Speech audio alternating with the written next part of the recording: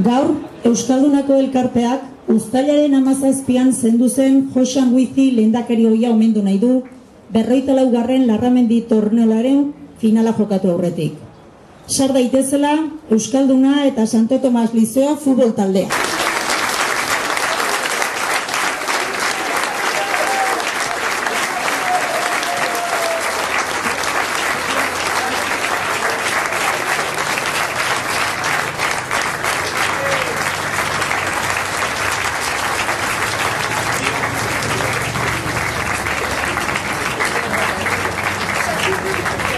Etor daitezela baita ere omenaldi honetara gerturatu diren Euskaldunako lehendakari ohiak eta egungo direktiba.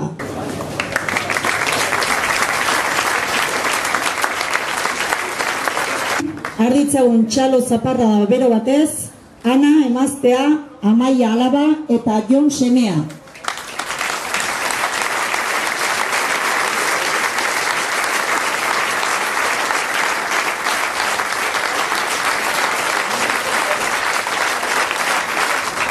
Joxanek 10 urte luze egin zituen Euskaldunaren alde lan egiten, ilusio eta gogo handiz gainera. Asko dira berak egindako lorpenak, elkartearen egonkortasun ekonomikoa, zuek oaintxe zaudeten armaila horiek, emakumeen futbola, martxan dagoen futbol eskola, eta nola ez, berarentzat hain pozgarria izan zen preferente taldearen maila igoera.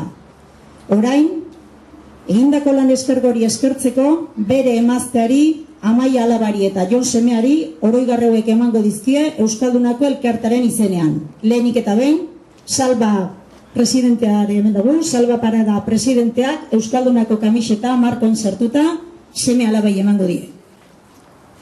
Bertan, argazkia eta 10 zenbaki bat darama. Hain zuzen ere, 10 urte egin bai zituen Euskaldunaren alde.